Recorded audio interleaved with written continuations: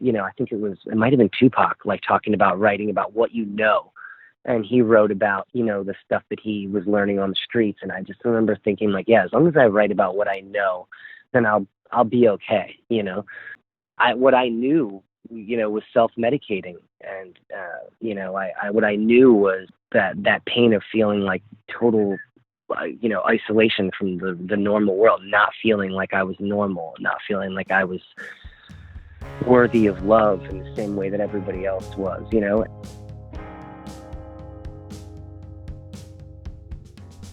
Holics.com, in partnership with Heartsupport and the Global Recovery Initiatives Foundation, is proud to present High Notes, a podcast about addiction and recovery in the music business. I'm your host, James Shotwell. My guest today is Anthony Green, an American rock vocalist who has been a fixture of the alternative music scene for more than 20 years.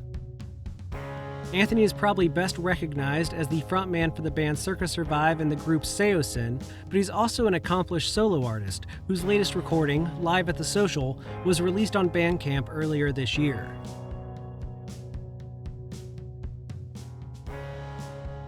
Anthony's relationship with drugs and alcohol predates his time in the music industry, but it's a topic that has come up again and again throughout his career due to his ongoing struggles with addiction. When we connected over the phone to record this episode in early April, Anthony had just returned home from his third stint in rehab, which is something that we discuss at length in this episode.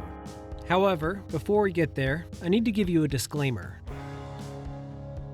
In an effort to be as transparent as possible, I feel it is important to tell you that Anthony was present when the idea for High Notes was conceived. In fact, the name High Notes was his idea, and it's what happened to him at the end of last year that led me to launching this series. To further illustrate my point, I wanted to begin today's episode by sharing with you a conversation we had about how this all came to be. When you were on the Avalon tour last year, I guess, you and I were talking at St. Andrews, and I was like, I think it would be fun to do a conversation with musicians about like addiction and recovery. And you were like, yeah, you should call it High Notes. And I was like, that's a great idea. And then here we are like a year later doing that thing. I do remember that. That's crazy. And then everything happened with you in November, and I was like, oh, great, now I have to do this thing. Because I was like, well, now's the time for us to have these conversations. And I've done almost all of them. Like, oddly enough, you are like the last one. You're talking to all like the most fucked up people. I'm happy to be on that list. Well, it's funny because when you and I were talking about it, it really got me thinking. Johnny was the first one that I did, and when we were at dinner, we were talking about how public image really shapes people's empathy for things. The way people have always kind of treated you or talked about you for the most part has always been largely positive. You're kind of seen as this struggling artist, this guy who's kind of like caught in the throes of this thing that's inflicting him. Whereas somebody like Johnny, for various reasons, is more like vilified. But it's really interesting how the way people are like presented in public ends up informing how much people will give them slack when they are afflicted with addiction problems. I think that it's kind of how you walk too. It's how you present yourself in a lot of ways. Like, I don't really participate in a lot of like negativity when it comes to like my whatever you want to call it, your image or whatever. I'm not talking shit on people. I'm not going out and making beef. I'm not going out there and like, I don't do that in my regular life. I'm not going out there really and playing like a role. This is who I am, in my songs and how I treat people, whether they're listening to the band or whether they're in my band or whatever. I don't really differentiate myself in that way.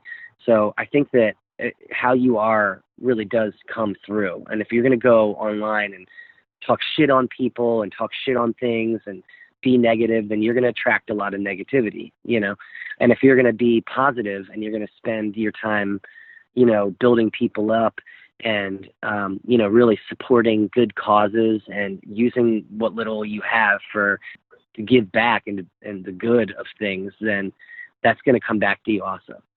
I mean, I couldn't put it better myself. And I have cited that time and time again, where it is really the relationship people have with you as a human being that ends up coming through in these times. And the more people kind of blow themselves up to be something else, the more it gets them in trouble when they end up in a weird situation in their personal life.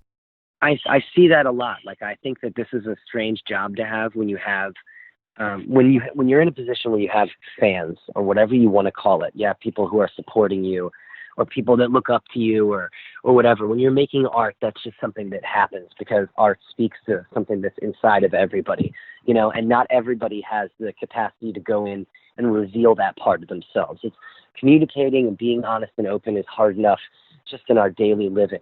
So when you're putting yourself out there in a way, whether you're a painter or whether you're, a writer or whatever it is, you're sort of revealing a part of yourself that it's difficult for other people to tap into and reveal within themselves. And that's what they're attracted to. So if they're attracted to your art in that way, there's something about it in them that you're speaking to. And so if you end up being really, honest in that way, you're going to end up getting a lot of honesty, and you're going to end up with people really connecting to it, and I think that when you have people who are your fans or whatever you want to call it, you have this relationship with them because you all share this vision of pain, and you all share this vision of yourselves and the world. And that's a special thing to have.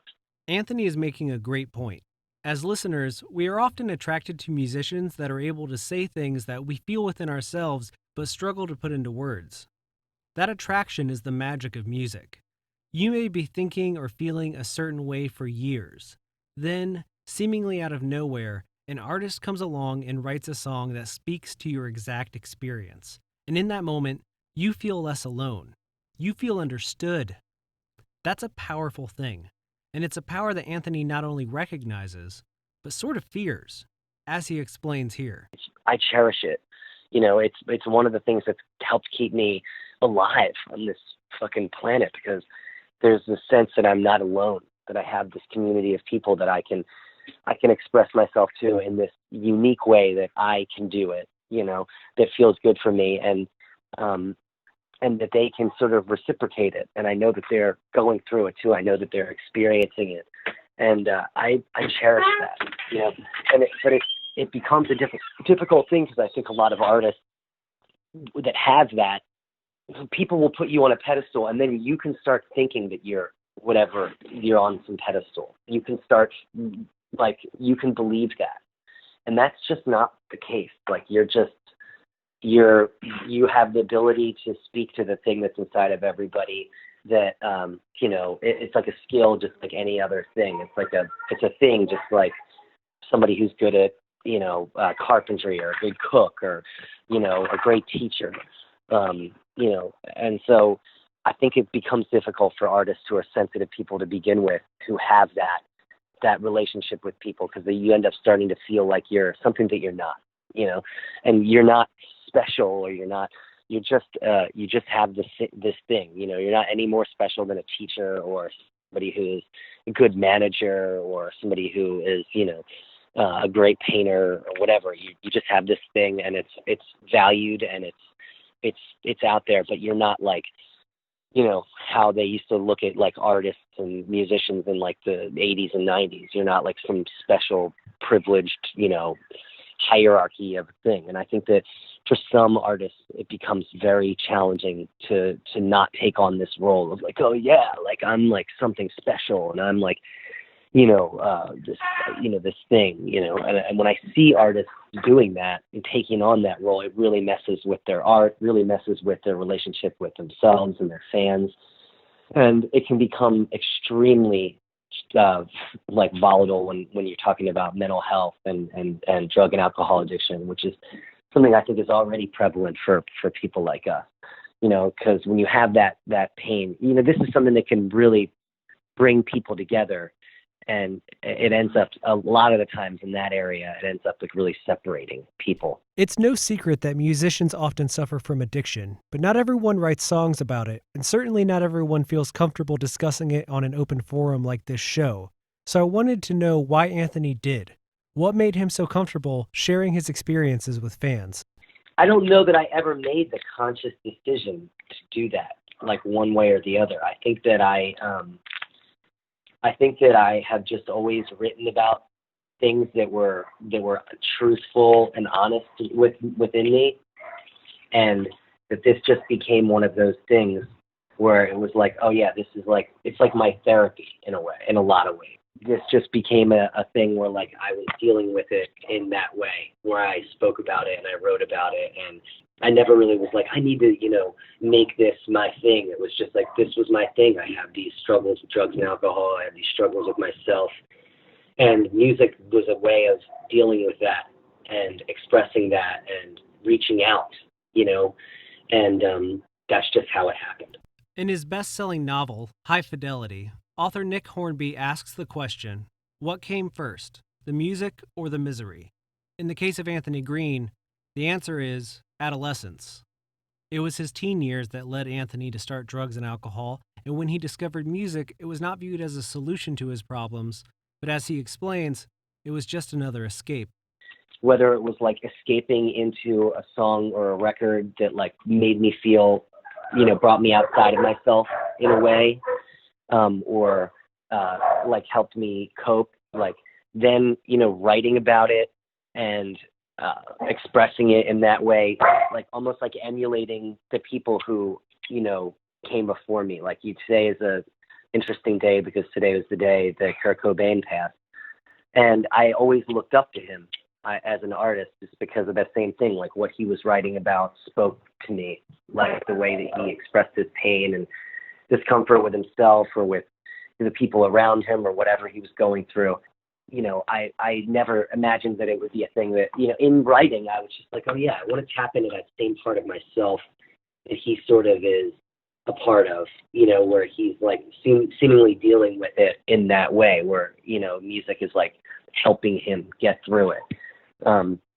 It was never like, it sort of went hand in hand. Like, people will get stoned and listen to music, you know what I mean? Or like, they sort of go together. They complement themselves. And so it wasn't, when I was a young kid, I would say I had a lot of issues with myself. And like, even just, I had growing up, I was a big kid and I felt like very, I just felt very lonely. And you always, I hear it from a lot of people, but I just didn't feel like I belonged anywhere. I felt like nobody understood the kind of pain that I was going through. And, when you then listen to an album where you're like, oh, I know people are feeling like this too, it's a very healing thing.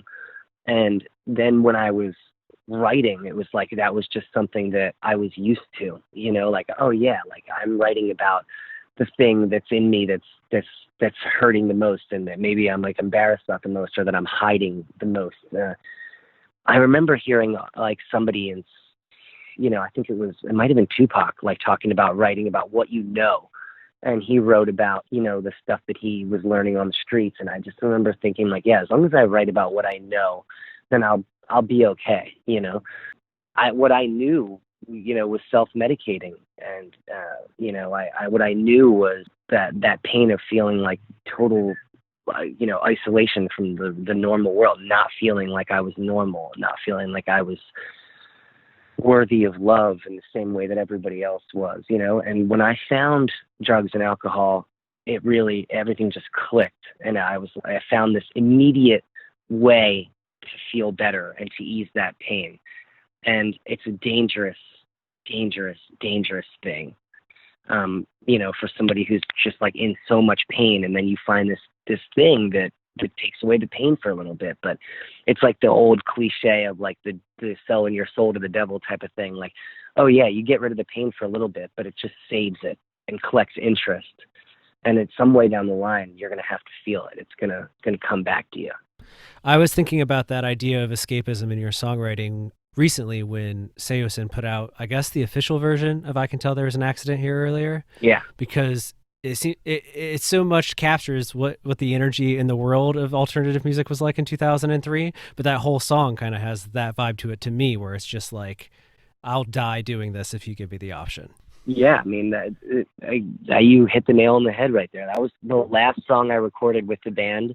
It was like 2 days before I had left to go home, and I was dying to get into the studio. Like the whole time I was out there, I was like, let's write, let's record, let's write, let's record. Like I was going to die the next day. And Bo was really busy doing records, and producing, and everybody was super busy all the time. And this was a song that our bass player pretty much wrote. And I went in and did it, and I didn't feel that great about it actually at the time, just because of how fast I did it. And I didn't think twice about it. And then it became like probably one of my favorite Saosin songs. Before we go any further, you need to hear this song. Now, I cannot play you the version that was released in February of 2020 due to copyright reasons, but I can play you a snippet of the original demo that leaked online in the mid-2000s and would later go on to be one of the band's most sought-after tracks. As you listen, notice how the staples of Anthony's career are present. He's talking about wanting to escape and how he will die for the things that he loves, and he's also pondering the idea that no matter where you go, there you are.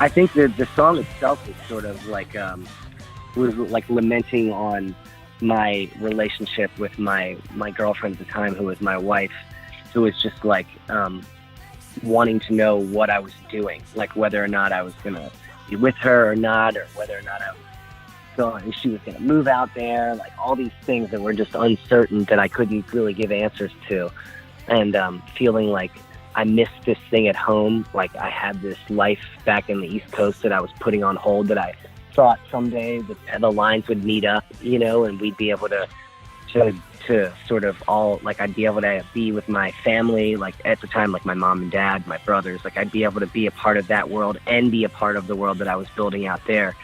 But it was like seemingly not ever going to happen that way, that I was just dividing myself into these two different lives.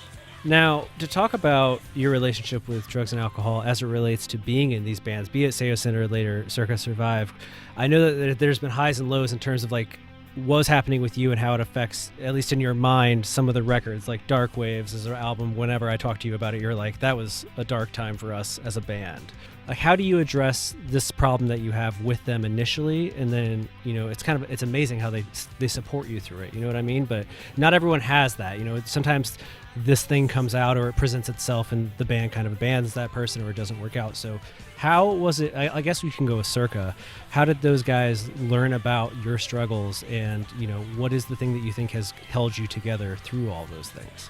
Well, I went to Rehab back in October of last year, but before that, the last time I went was about 6 or 7 years ago. Brendan came over my house one night. I was going to see the Lego movie, and I went with my kids, my family. My one son was freaking out. He was too young, so I took him home. And I was also just like getting like the dope delivered to me on like a daily basis, and I was really struggling with trying to get clean and trying to detox myself. And Brendan came over and was like, what the hell's going on with you, dude? Like, something's up. People are telling me you're selling your things. You're not talking to me. You're not hanging out. And I saw an opportunity, and I was just like, and I would deny it. If somebody asked me in certain situations, I'd be like, no, I'm not doing that, or I'm not doing this. But I was like, dude, I'm addicted to heroin right now. I get sick if I don't do it, and I want to kill myself, and I hate being alive, and I don't know what to do. And he was like, shit, I just thought you hated me, And it couldn't have been further from the truth. And then we sort of dealt with it, and he hung out while I looked into getting into treatment. And that's how it's really been with the bands. Like, I try to, they're very much a support system for me. And when I'm going through something, this last time I was having issues at home, and I just called everybody, and I was like, listen, I relapsed, and I'm having a really tough time with it. I need to go into treatment. We need to we're getting together to do joint writing sessions. I was like, hey, I need to take a little bit of a break and focus on myself and get my shit back together. And they were like, hey, whatever you need, you and your family is the most important thing, and we'll figure this out, once you get yourself figured out. That's how it's always been, no matter what issue it's been with Circa, it's always like, hey, we're a family, and the music is such a huge priority, but our friendship and our relationships with each other and our has always taken like the precedent. And so it's like they would rather see the band break up and everybody be home taking care of themselves and being healthy than they would somebody dying of an overdose because they couldn't fucking talk to one another. It's very much like a healthy family dynamic, and there's definitely times where I have kept things from them out of fear of like them judging me or whatever, but I've never gotten anything but support from those dudes. That's beautiful, man. And knowing you are somebody who, even if you are standoffish for a while, when you do come around, you'll be like, yeah, I've been messing up. You know what I mean? Like you are very transparent when you kind of like, I don't know what your process is mentally, but knowing you personally, if I don't hear from you for a while, I know that when I do, you'll be like, listen, I've been doing some things. I mean, I gotta like go through my stuff.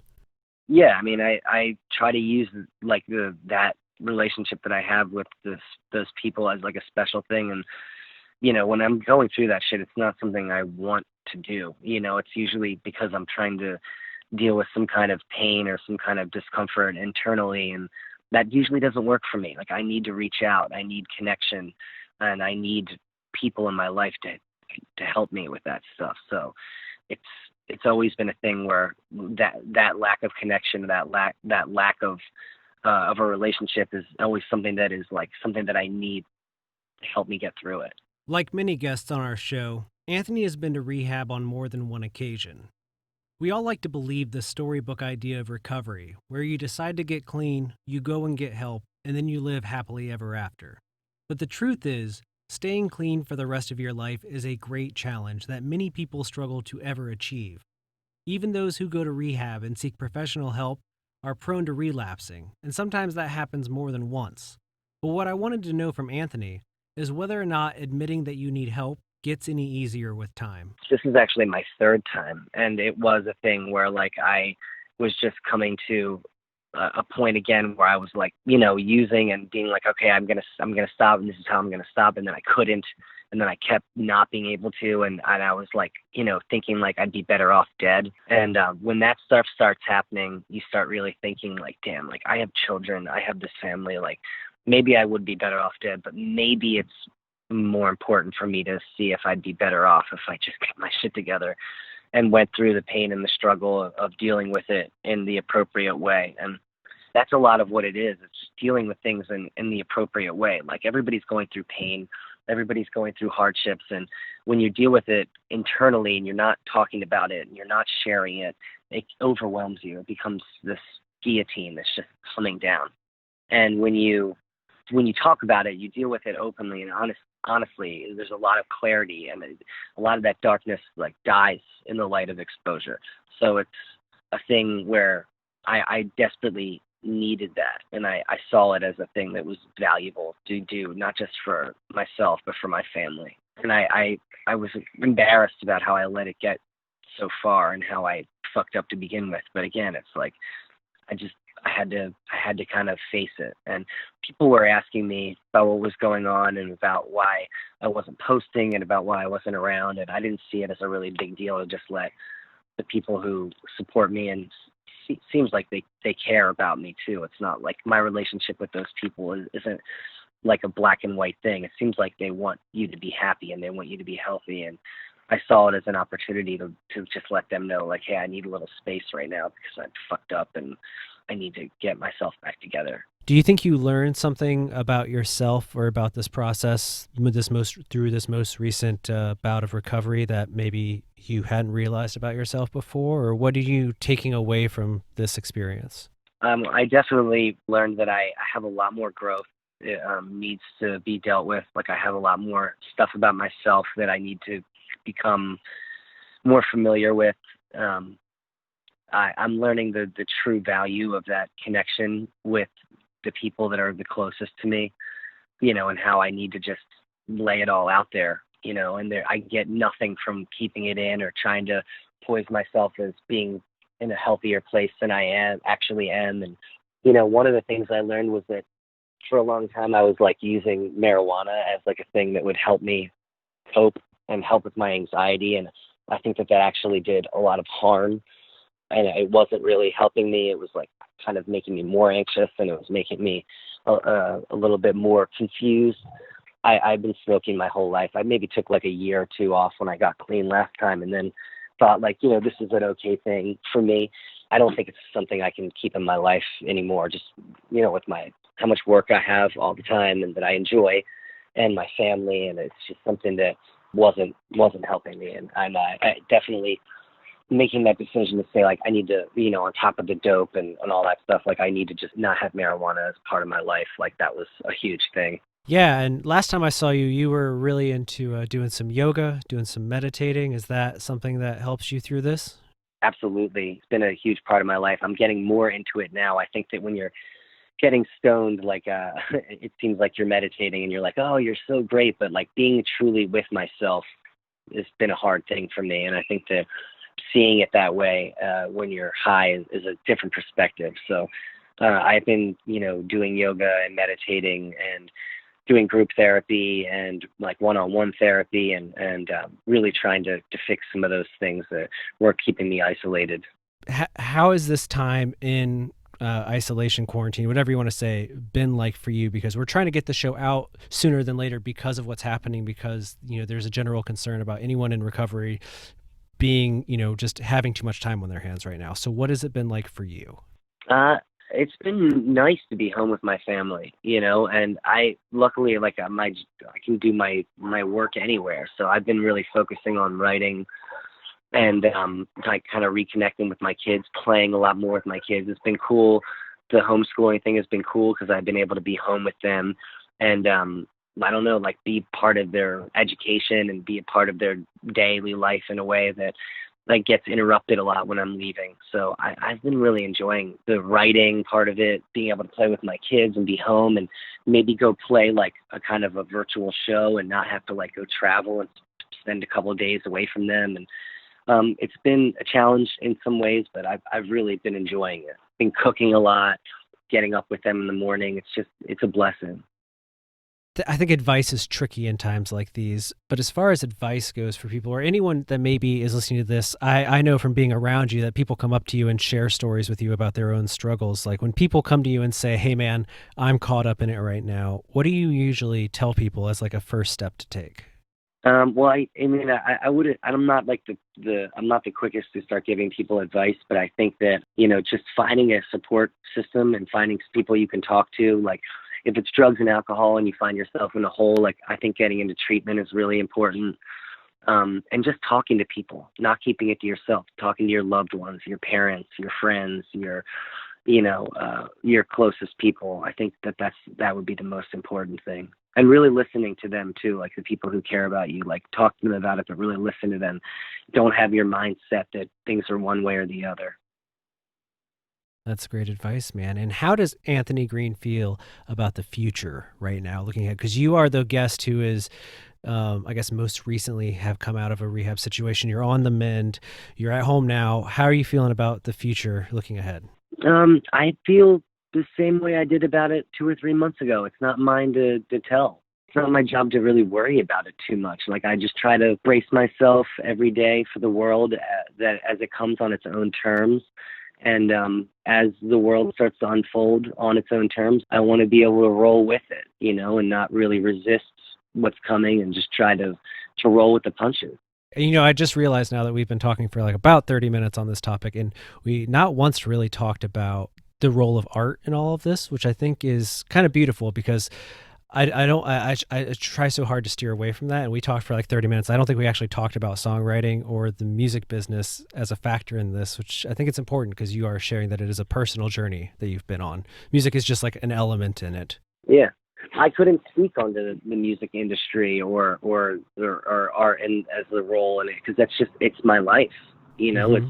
It's who I am and it's what I've always done. I don't really worry too much about the future. I think if you're taking care of the present and you're following your instincts and the things that you know are right, then the future's going to be all right. And it's not either. It's not going to be all right. Like, people are going to get sick, people are going to die, tragedies will happen, and you just have to kind of roll with it like you would like surf a wave. You can't resist it.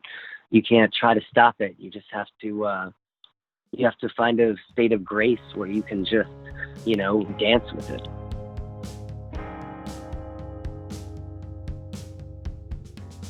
I wish everyone could be friends with Anthony Green, or at least know someone like him. Anthony knows what he wants out of life, and he knows who he is. He's always working to improve himself, and as we just learned in this episode, sometimes that path to improvement is not a straight one. Sometimes we fall short, or we fall down, or we may even take a few steps backwards. But what really matters at the end of the day is that we keep going, that we keep moving towards the life that we know we want and that we know we deserve. If you or someone you love is struggling, please reach out to us. You can find us online by searching High Notes Pod or visiting highnotespod.com, and our team will connect you with resources to live a better life and get the help that you need. As always, I'm your host, James Shotwell. High Notes is brought to you by Holics.com, and it's edited by Landon Defever, with additional help on this episode from Jacob Tinder. The music for this show was created by the band You, Me, and Everyone We Know, and the logo was designed by Nick Ferran. The photograph of Anthony Green that accompanies this episode of High Notes was captured by Kat Nijmadeen, a fantastic photographer from California whose work I cannot recommend enough. If you enjoy High Notes, please consider leaving us a review online. Every little bit helps, and with your support, we can create more content and help more people. That's all I have left to say, but let me leave you with this. If you do nothing else in this life, please take care of yourself, because you deserve it.